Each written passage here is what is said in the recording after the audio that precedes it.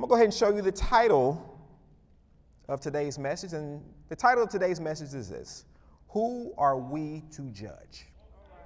All right. And this is Being Gentle, part 2. All right. We're talking more about our responsibility.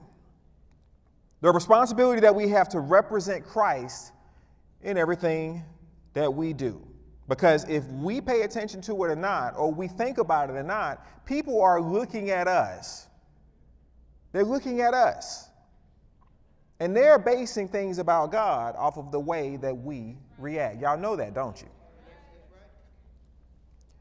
But we represent Christ. We do. It's not just that people want to say that. We do represent Christ. But we have to show others, those who know Christ and those who don't know Christ, that there is a God who loves them. There's a God who loves them. To remind God's people that he's good. Y'all know sometimes we tend to forget certain things, right? We don't remember it as well as we do sometimes. We have bad days, and we sometimes tend to forget how good God can be to us. Not that we think that he's not, but we're just not thinking about that. We allow ourselves to get in dark places. But you know, sometimes it takes somebody who is outside of that to love on that person, be gentle with them and say, hey, even in the middle of the things that we're going through, God is a good God. God still loves you. He cares about you and what you're dealing with. He's merciful. He's loving. And most importantly, because y'all know we tend to hold ourselves with a lot of guilt, right? Most importantly, that he's forgiving. But how can we tell somebody that God is forgiving when we can't be forgiving ourselves? Okay? He's loving and he's understanding. So I'm going to share this statement that I shared last week. And I'm going to put this up on the screen. Many of you saw this multiple times last week. If you weren't here last week, well, you're about to see it for the first time. This was something I saw on the, well, this statement is not something I saw on the internet, but I saw something on the internet that gave me this statement. All right. And it's this: people can hate you because of Christ, but don't let them hate Christ because of you. And just like last week, you know, I'm sure I'll mention this again. All right. And just like last week, I want to start off reminding us about who we are. So I want to go to 2 Corinthians chapter 5, verse 20. It says, we are therefore Christ's ambassadors, as though God were making his appeal through us.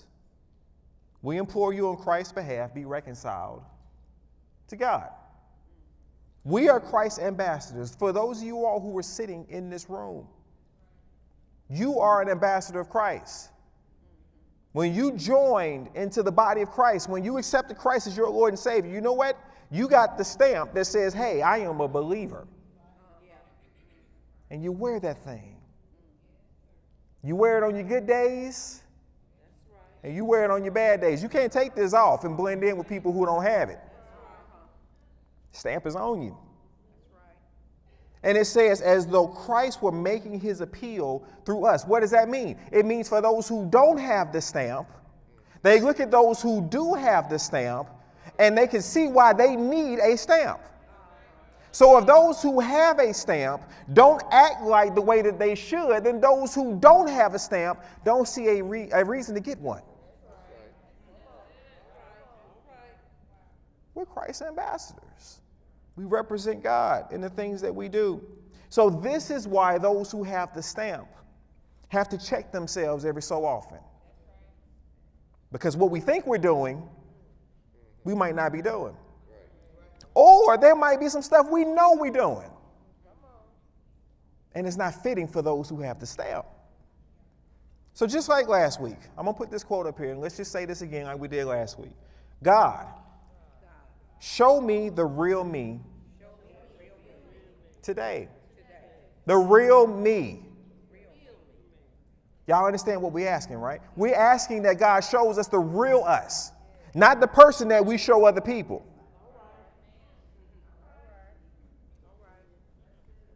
Y'all see the difference?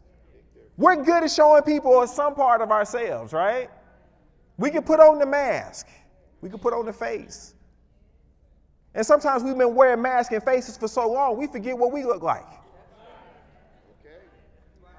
Y'all hear me? We forget what we look like. So the prayer today is that God show us what's underneath that. Show us who we really are. Now, as of course, what we've been doing all the time, Galatians chapter 5 and 22. But the fruit of the Spirit is love, joy, peace. I'm reading this fast because y'all have heard this 100 times, right? Patience, kindness, goodness, faithfulness, gentleness, and self-control. Against such things there is no law. In other words, you can do this as freely and as openly and as much as you want to do. 24, those who belong to Christ Jesus have crucified the sinful nature with its passions and desires. They're crucifying it. They're getting rid of it. That nature. And 25 says, since we live by the Spirit, let us keep in step with the Spirit. If you say you're going to do it, then let's do it. Since we live by the Spirit, let us keep in step. If you have the stamp on your shirt, let's live by the way that the stamp, the way we're supposed to. Don't wear it if you're not going to do it. And so what we saw last week was that gentleness is also called meekness, and it's a form of showing love. Being gentle is a form of showing love. And when you speak of love, when you speak of being gentle, biggest question that you have to think is this: how do we treat other people? How do we treat other people? Now you might say, okay, well, I treat other people great. I'm not talking about on your good days. I'm talking about on all your days, which means that you weigh your good days and your bad days together. How do we treat people on average? Are we nice people? Are we kind people? Are we gentle folks? Or are we like, today is not the day? And that today that is not today is every day. So last time we talked about the woman caught in the act of adultery. And you know what? I'm going to actually reuse that story today because there's some more there. I've had a couple conversations with people this past week in relation to the story of the woman caught in the act of adultery. And the thing is this is something that's been really deep, like in my mind and in my heart for years, okay? Years on top of years about being gentle and trying to respond to people in love, okay? So the thing is that if we're going to make a message about it, I probably have, tons and tons and tons of thoughts centered around this whole subject. So what we're going to pull and make a message of, I could talk about this all the time because I fully believe this, that we represent Christ and we got to show other people what Christ looks like because they might not see him through anybody else but us. So if we're going to do that, then we need to make sure that we're doing our best to represent him in all that we do. So I told you last week that, okay, there's probably going to be a part 2. I could make 5 or 6 parts about this stuff because it's so important. But I want to go back to it again. But we mentioned 2 things last week about the way that the crowd handled this woman caught in the act of adultery. The first one we mentioned was that we say things that can hurt others. Y'all remember we talked a lot about last week about what we say. The title of the message was Watch Your Words. But there was a second thing that I mentioned last week, and I only mentioned it once. And that was part 2 to this. We do things that can hurt others. So this time I want to look at the story again to see how they treated this woman. Not necessarily what they said so much, but how they treated this woman and how we can treat people so much similarly to what they did. So let's look at the passage one more time. John chapter 8, verse 1. We're going to read through it, and we're going to break it down even some more than what we did last week. Jesus went to the Mount of Olives. He was at the Mount of Olives, and at dawn, he appeared again in the temple courts where all the people gathered around him. Dawn, it was early in the morning. And he sat down to teach them. So he's sitting down with a group of people who came to hear what Christ was saying, right? At dawn, this is where he is. Now, verse 3 says, the teachers of the law and the Pharisees brought in a woman caught in adultery, which means they come in. Y'all see this? This group of people come in. It says they made her stand before the group and they said to Jesus, Teacher, this woman was caught in the act of adultery. In the law, Moses commanded us to stone such women. Now, what do you say? Verse 6 says they were using this question as a trap. Somebody say trap. In order to have a basis for accusing him. It says, but Jesus bent down and started to write on the ground with his finger. And verse 7 says, when they kept on questioning him, he straightened up and he said to them, if any one of you is without sin, let him be the first to throw a stone at her. Verse 8, again, he stooped down and wrote on the ground. And verse 9 says, at this, those who heard began to go away one at a time. The older ones first, until only Jesus was left, with the woman still standing there. Verse 10 says, Jesus straightened up and he asked her, he said, woman, where are they? Has no one condemned you? Verse 11, no one, sir, she says. Then neither do I condemn you, Jesus declared. Go now and leave your life of sin. Now again, last week we read through this. Last week we talked a lot about this. Jesus at dawn was in the temple courts. He was surrounded by the people. And all of a sudden there's a commotion. Imagine this in your mind. We're in the middle of church and then all of a sudden a bunch of people barge in here. Yeah, all right. The teachers of the law and the Pharisees bringing a woman caught in adultery. Verse 3 and 4. Let's talk about it again. Because I want to paint a picture today. If we haven't done it, let's paint it again, right? Verse 3 and 4 says this, the teachers of the law and the Pharisees, they brought in a woman caught in adultery. They made her stand before the group and said to Jesus, teacher, this woman was caught in the act of adultery. They made her stand where? They brought her to the front of the room. If this was a church, they brought her to the front of the church. Put her in front of everybody else. They tell Jesus in front of the group. They didn't pass him a note. They said it out loud for everybody. And they exposed her sin in front of everybody else. Verse 5 and 6 says, in the law, Moses commanded us to stone such women. Now, what do you say? And we said already, verse 6, they were using this question as a trap in order to have a basis for accusing people. Okay, so what do we see here? The first thing that we see is that, or we need to know for sure, is that these people were the religious folks. Right. Teachers of the law and the Pharisees, they were the religious people. The keepers of the law, they were the people who made it a big deal to look like you're upholding something. Yes. Y'all understand? Yeah. To uphold the law. Yeah. But clearly their hearts were not right. Kind of like what we have in the church today.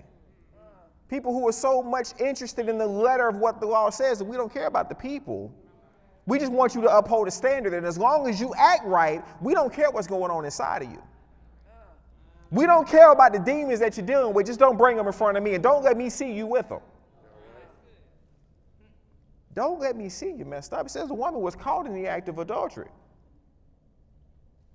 Don't let me catch you messing up. What was another thing that we see? I said this last week. They didn't really care about the law. Now that sounds bold, doesn't it? They didn't care. The keepers of the law didn't care about keeping the law. Let me show you how I see that. We saw in the scripture in Leviticus, right? The law said that both the man and the woman should be put to death. We looked at it. What was it, Leviticus, I think 5 and 20. We're not going to put it up right now. We did it last week. It says if somebody is caught in adultery, both of them are supposed to be put to death. How many people are in front of the group? One. Where's the other one?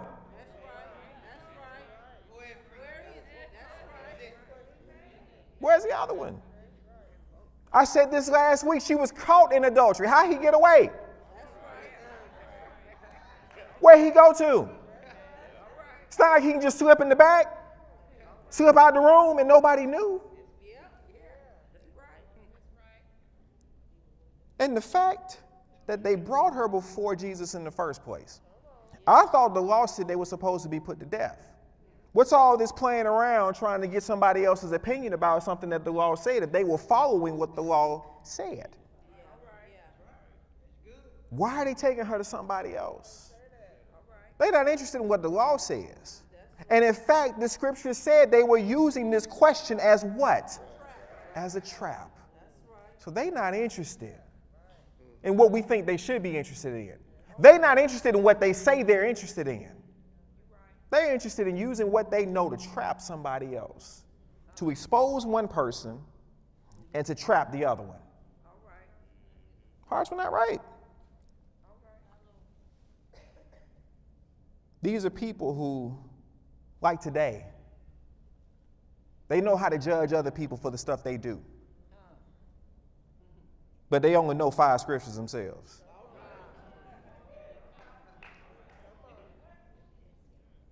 We see somebody caught in a particular thing, and we so good to talk about them, praying somebody doesn't find out about some of the stuff that we do. So we know that these were religious people. We know they didn't care about the law. The next one was they didn't care about the woman. They didn't care about her. They dragged her up in front of everybody. They exposed her sin in front of everybody. You know, she could have been privately locked up for her crime. Y'all know that, right? Yeah. They could have put her someplace else and dealt with her another time. But no, they brought her in front of everybody. They didn't even wait until Jesus was someplace else. He was in front of a bunch of other people. And then here comes another group. Now, guess what? Everybody finna know what this girl was doing. They didn't care about it.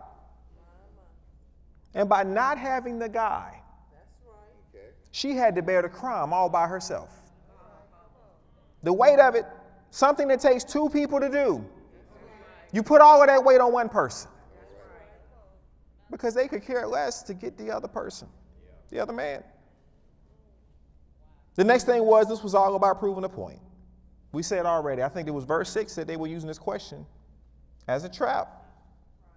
They bring the woman in. She was caught. Now, what would Jesus say? I'm going to show y'all how good of a trap this was, though. These people who did this were not stupid. All right? They were religious. Their hearts weren't right, but they weren't stupid. Let me show you something.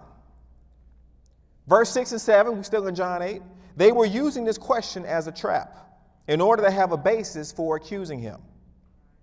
And it says that Jesus bent down and started to write on the ground with his finger. Verse 7 says, when they kept on questioning him, somebody say kept on. Okay. When they kept on questioning him, he straightened up and said to him, if any one of you is without sin, let him be the first to throw a stone at it. Now, hold on. Hang on. Because like I said, I want y'all to know how careful this trap was, right? This was very, very smart, what they did. Now, they put Jesus on the spot with this situation. Think about it. Y'all know people who want to catch you in something, they don't usually give you time to think, right? They want to spring something on you and see what you're going to do. Okay. They came in while he was teaching somebody else. Complete distraction, bringing this in, telling him, well, the law says this. What do you think? First off, they disrupted what he was teaching. So he had no preparation, no time to get it together. They wanted him to answer quickly. Like I said, I just read, he was writing on the ground with his finger. When they kept questioning him, don't think, speak. What you want? What you think we should do? This was a very difficult situation. Let me tell you why this was difficult.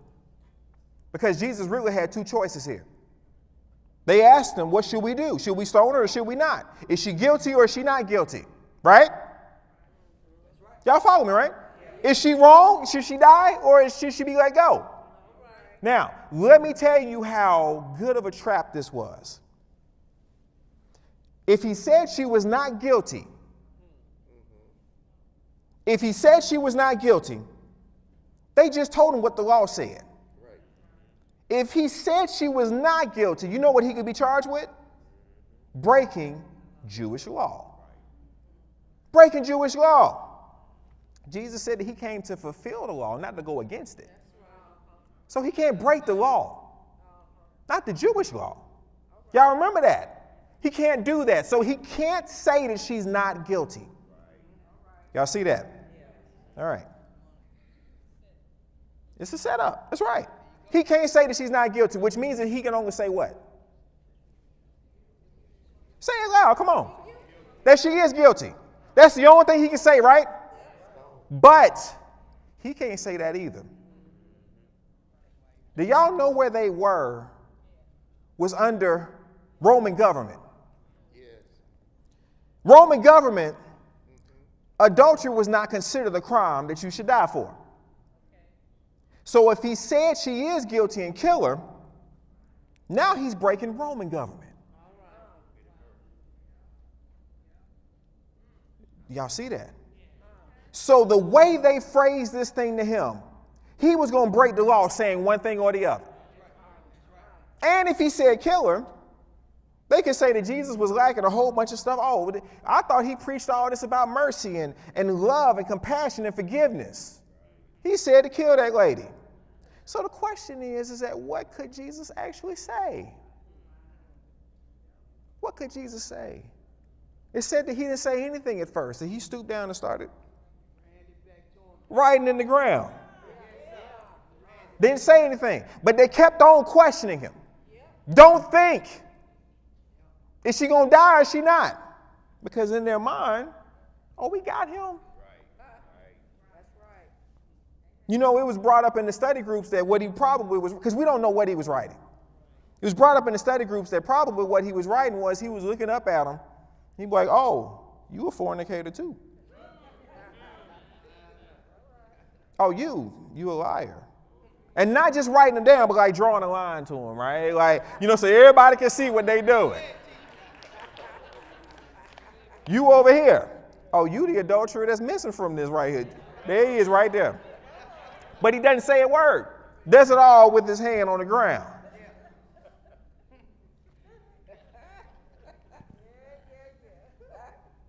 It's very possible. We don't know what he was doing.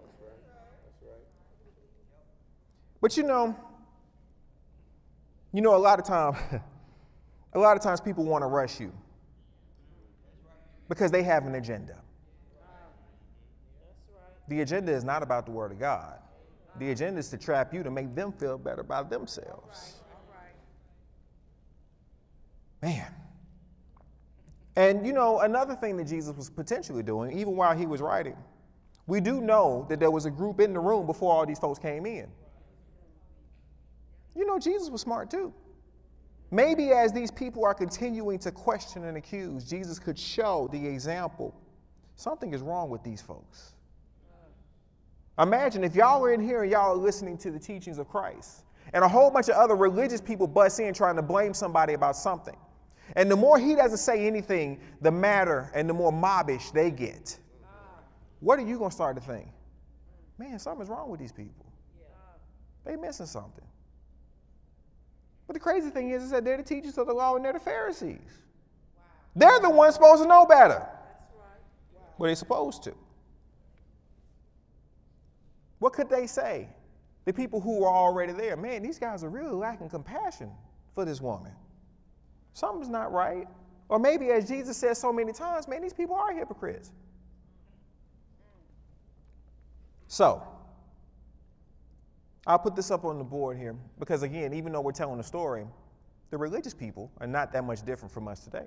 Because we can be very similar to the crowd when dealing with people. You and I, can be very similar to the crowd when dealing with people. When I say the crowd, I'm not talking about the people who were there listening to Christ. I'm talking about the mob that came in. We know that they were wrong. Let's talk about ways that they were wrong. One way that they were wrong, the crowd, they were self-righteous with no forgiveness. They were self-righteous with no forgiveness. Remember, each one of them had their own sins. Each one of them did. How do we know that? Well, come on now. I mean, everybody dealing with something. That's right. There was one person there who had no sin on him. Everybody else had something. They conveniently forgot about that when they found out about what she did. Y'all hear me? Y'all know we can tend to forget about all the stuff that we got going on when we hear about somebody else, right? And since nobody knows about what I do, oh, let's drag her down there and let's get this lady killed, or put her in front of Christ so we can go ahead and shut him up. That was the first one. Here's the second one. They were critical without an ounce of love. Again, who cared about the woman? Nobody cared about the woman. They only cared about what she did. Y'all hear the difference? They didn't care about her. They cared about the sin that she committed and how they could use that to trap Jesus in a loop. A loop of, what does he say? I mean, hey, how do you get out of a situation like that? You messed up if you do, you messed up if you don't. Here's number 3. They made judgments that gave no room for compassion, no room for understanding. This sin overrode all the sins in the room. Y'all hear that? She was caught in the act of adultery. So now what she did was more important and more deadly, or whatever you want to call it, than anybody else in the room. She was the worst of us all. Or, because we know what she did, we are therefore all better than her. Another one, they wanted to punish and restore. And not restore. They wanted to punish and not restore. They made her stand in front of everybody else. They made her stand, and how embarrassing is that for her? They wanted to embarrass her. They wanted to prove a point. So this is just the mob of people who are in here. So again, what does Jesus say? Now again, he can't say she's guilty. He can't say she's not guilty. Y'all read the story, so what does he say? Verse 7, when they kept on questioning him, they kept asking questions. He's not saying anything. They're not giving any room for any kind of thoughts or anything to go on. They keep asking him, come on, teacher, what you got? He straightened up and said to him, if any one of you is without sin, let him be the first to throw a stone at him. And again, he stooped down and wrote on the ground. Now again, if he was writing sins out in front of people of what they were doing, now who embarrassed? Because he probably went on the second wave of everybody else. You do this as well. And you do this, and you do this. And again, so not only can I see what he's writing about me in the ground, so can everybody else. And it said this, those who heard began to go away one at a time. You know what? I'll go ahead and leave too if everybody knows what I'm doing. I'm going to go ahead and sneak up out of here before somebody actually see that this thing was pointed to me. Or I'm going to slide over this way and make it look like it was pointing at the guy next to me. They begin to go away one at a time. The older ones first. Why the older ones first? They've been living longer. Their list was probably a lot longer, wasn't it? A lot of stuff people don't want them to know. And it says until only Jesus was left with the woman still standing there. Jesus straightened up and asked her, woman, where are they? Has no one condemned you? No one, sir. He says, then neither do I condemn you. Neither do I condemn you. Neither do I condemn you. Right? Now go and leave your life of sin. Now, here's something important about this. Jesus tells us that his example is something that we should follow. But not just his example, but his words as well too. There's a scripture in John 14 and 15. It says this, if you love me, you will obey what I command. If you love me, you will obey. Somebody say obey. If you love, somebody say that. If you love, you will obey. Okay, great. So what's one of the things that Jesus commands? And in John 13 and 34, it says, a new command I give you. It says the same word, a new command I give you to love one another. Not just love one another, but as I have loved you, so you must love one another. The example being set, what Christ did for others is the way that we to treat them. The way he treats other people is the way we should treat them as well too. By this all men will know you are my disciples if you love one another. By this all men will know you have the stamp on your shirt if you show love to somebody else. Okay. He didn't just tell us just to love again. And then y'all know from when we've talked about love before, everybody has a different definition on what love looks like. So that's why Christ said, okay, we're going to make it easy. Don't go by what you think. Go by what you saw. Go by what you read. Go by what I did is what he's saying. Use me as the example. As I have loved you is the way you are to love everybody else. So why do we do the opposite? Why do we not do that? Plainly put, it's like this. If we say we love God, We should love his people. If we say we love God, we should love his people. He said, because if you love me, you will obey what I command. And the new command I give you, that's to love. To give love. To show love. So, serving our God means that we need to know something about our God. We need to know how he treated other people. He dealt masterfully with this woman who didn't even know him. So let's talk about what he did real quickly and how we can do this when we deal with other people. The first thing that Jesus did, Jesus protected this woman. Y'all read the story. He protected this woman. Before even dealing with him, he dealt with everybody that came in and had something to say about him. He didn't say anything to her. He dealt with the folk. He protected her. He sent the mob away. When people were keeping up all of this mess, trying to slander her, he brought all of those other folks back to earth. All right. Jesus protects. Here's a question for us. Do we take up for others when people want to talk about them? Do we take up for them or do we join in? When somebody's telling you about somebody else, do you join in on the mob? Or do you at least try to protect the person? Because that's an act of gentleness. That's an act of love. Do we try to understand the situation, or do we live by the letter of the law?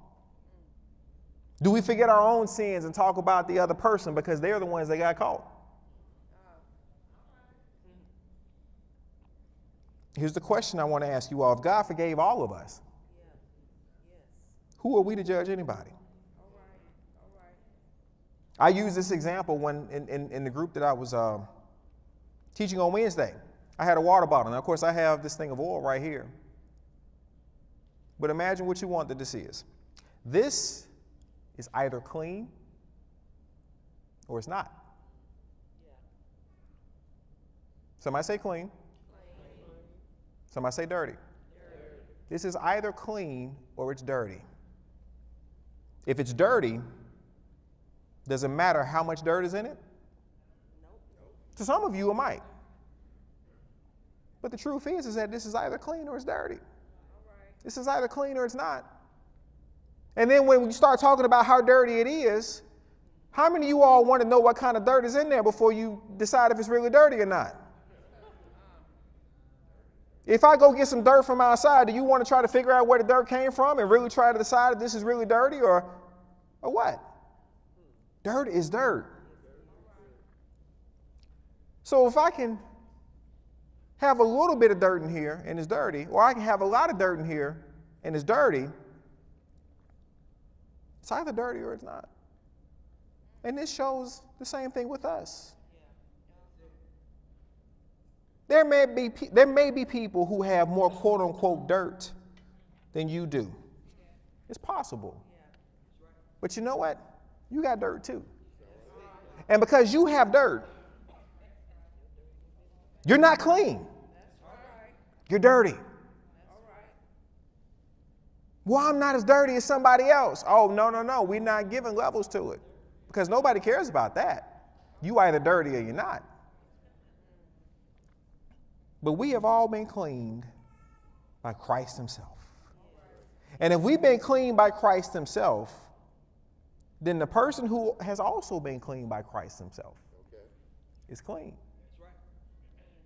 So why do I have something against them if God has forgiven all of us? Why are we arguing over stuff that doesn't matter? Doesn't matter. And how hypocritical does it make us? Matthew 7:1 says, do not judge, or you too will be judged. Do not judge, or you too will be judged. For in the same way you judge others, you will be judged. And with the measure you use, it will be measured to you. Verse 3. Why do you look at the speck of sawdust in your brother's eye and pay no attention to the plank in your own eye? Do y'all realize the word play that is here? The speck. Y'all know the speck is like a piece of dust, right? But pay no attention to the plank. Y'all know what a plank is? Giant piece of wood. You looking at something that one person did. One person did that we know about this one time. The woman who was brought in the act of adultery. We don't know anything about her except this one sin. Because again, it's still one sin. And we're going to talk about her for this one sin we know about when we got a lifetime. A lifetime. Y'all think about that for a second, right? We know one thing that she did, but we know everything that we did. And probably stuff that we don't know about that we did. Probably stuff we don't remember that we did for whatever reason. But we want to talk about this one thing. And we got all of this on us. We talk about the speck when we got a plank in our own. So if all of that is true, then who are we to judge anybody harshly? Who are we to judge anyone harshly? We just as dirty as they are. This is why we have to protect and be gentle with everybody, because we all have sinned and fallen short. So the first thing Jesus did was he protected her. The second thing he did, this is something that we don't necessarily do that well either. He spoke to her privately. Y'all notice he didn't say anything to her until everybody had already left. This allowed him to deal with her directly. Because other people, they can lack sympathy and they can lack empathy. And this crowd was a perfect example of that. Jesus didn't say a word to her to deal with her at all until all the people who were condemning her have now left. Y'all know dealing with a group of people or trying to help somebody and there's a whole group of people around, that could be dangerous. Why? Because it's too easy to be judgmental. Number three, he dealt with her, obviously, he dealt with her gently. Y'all realizing the thing that he said to her, the actual reason she was there, the sin, was the last thing that he said to her. It's the last thing he mentioned to her. He made sure that she was protected. He made sure that she had nobody else around accusing her. Then he had a private conversation with her. He said, where are the people who are condemning you? She says, they're not around. And he says, you know what? Neither do I condemn you. He let her know she was forgiven before even addressing it. And then what does it come to when it came down to that sin? Get up and don't do it anymore. That's all he said. How more gentle can you get than that? We want to deal with the sin first, but we don't have our speech seasoned with salt, as we said last week. Speaking from grace to make sure that the person is ready to receive what we got to say. You know, we look sometimes self-righteous because we don't care about softening the palate of other people before we want to preach to them about what they're doing wrong. We got to prep people. This is how they're able to receive it. Galatians 6:1, brothers and sisters, if anyone is caught in a sin, you who live by the Spirit, y'all remember earlier, since we live by the Spirit, you who live by the Spirit, you who wear the badge, should restore that person how? Gently.